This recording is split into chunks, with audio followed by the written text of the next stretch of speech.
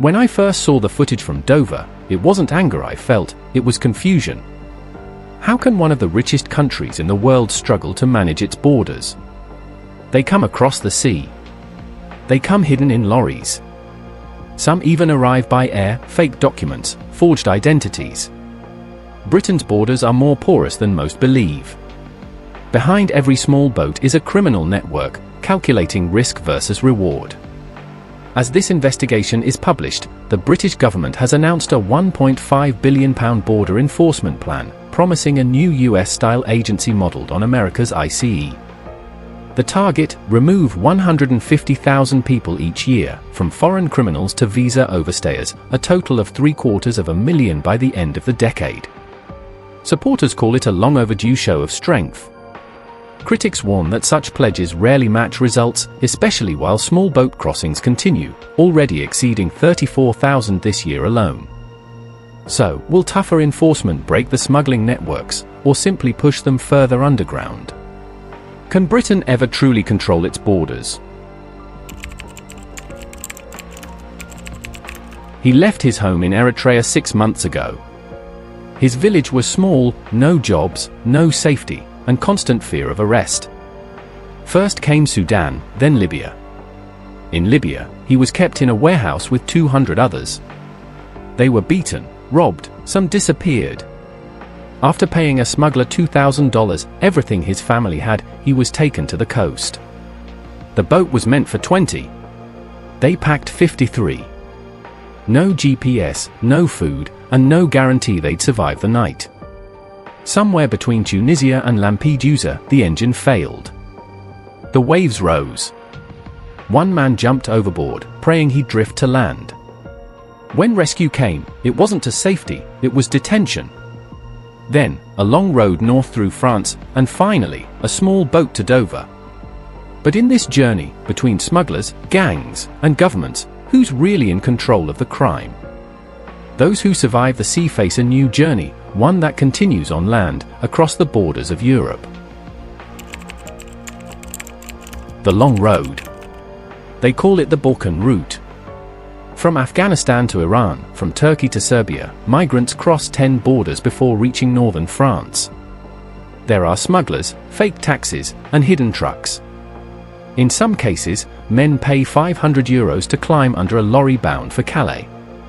Others hide in refrigerated containers. If the oxygen runs out, they never wake up. The route isn't just about survival, it's a marketplace of crime. Every checkpoint is a deal, every border a bribe. But even as borders tighten on land and sea, another route stays open, one that starts not in a camp, but at an airport. Through the gates. Not every illegal entry begins with a smuggler. Some arrive on student or tourist visas, others with forged documents. Once the visa expires, they vanish into the shadows of the UK economy. A recent report found over 80,000 people remain in the country beyond their visa expiry. Many work cash in hand, living undetected for years. This route is quieter, cleaner, but no less illegal, and it's growing faster than the boats. 3 routes. 1 destination. And a government now pledging £1.5 billion to stop them all. But can they? Public opinion is split. Some residents protest outside asylum hotels, citing cost of living pressures. Economists point out that migrants also fill vital roles in healthcare, transport, and agriculture. In 2025 alone, net migration reached new highs even as removals fell. The question dividing Britain is not just how many come, but how well the system works. Digital ID system. Faced with public frustration and mounting border costs, the government now points to a new silver bullet, the digital ID system. A single identity card meant to confirm who's legally in the country, who can work, and who shouldn't be here. But will it deliver what it promises? In September 2025, the UK government announced a new digital ID scheme, dubbed BritCard, to be mandatory for proving the right to work by the end of the Parliament. The scheme will be free for legal residents, stored securely on smartphones, and include basic data, name, date of birth, residency status, nationality, and a photo. On cost, a policy think tank put build-out costs between £140 million and £400 million up front, with annual administration costs in the millions more. The government has not yet published full detailed cost-benefit projections, especially for enforcement, data security, or potential legal challenges. Will it work? Supporters say this could block illegal workers, reduce visa overstay, and remove incentives for dangerous sea journeys. Detractors argue it may be more show than substance, a policy designed to appear tough for public opinion, especially in election season, while actual enforcement might lag behind rollout. And a key question remains, for those arriving via small boats or illicit routes, is lack of ID the core problem, or is the system's capacity, appeal of work, and legal barriers more decisive? A one-in one-out deal. Under the new Franco-British agreement, for every migrant returned to France, one will be resettled in the UK from a French processing centre. Supporters call it fair burden sharing, critics call it a numbers game Britain cannot win. As this documentary is published in October 2025, more than 33,500 people have crossed the channel in small boats since the start of 2025. Last month, 125 people made the journey in a single vessel, the largest number to cross in one boat on record. French authorities say they have prevented more than 17,600 attempted crossings this year.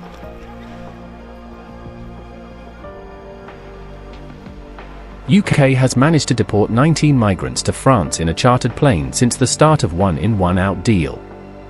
With boats still leaving daily, the policy's impact remains uncertain. But scaled up, the maths raise questions.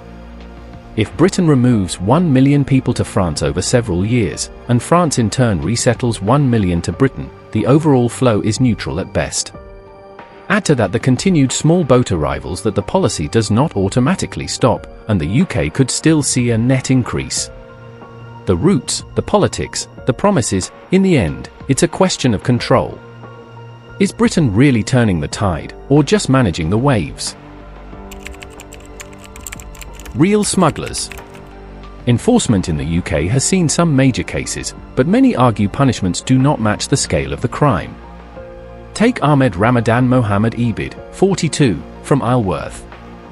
Between October 2022 and June 2023, he organized 7 crossings from North Africa to Italy, moving nearly 3,781 migrants, including women and children.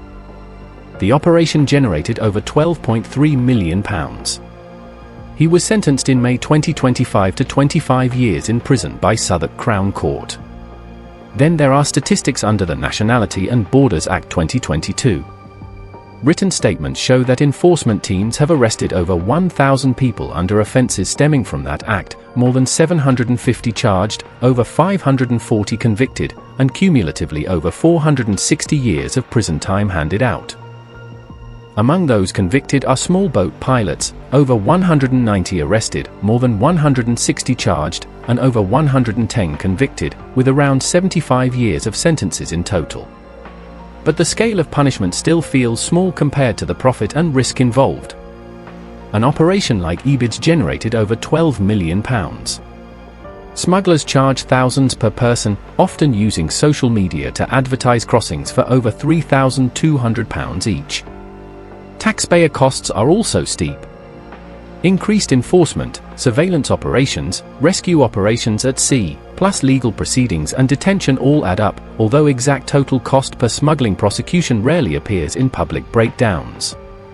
What is clear, large smuggling networks have much higher financial gains than the penalties and the disruption costs spent to catch them. Some critics argue that the Conservatives' new £1.6 billion removals agency is less about solving the migrant crisis and more about winning votes. Kemi Badenoch, the current chair and de facto leader, is herself of African heritage, a fact that opponents say gives extra political cover to a policy many perceive as tough on immigrants but light on detail.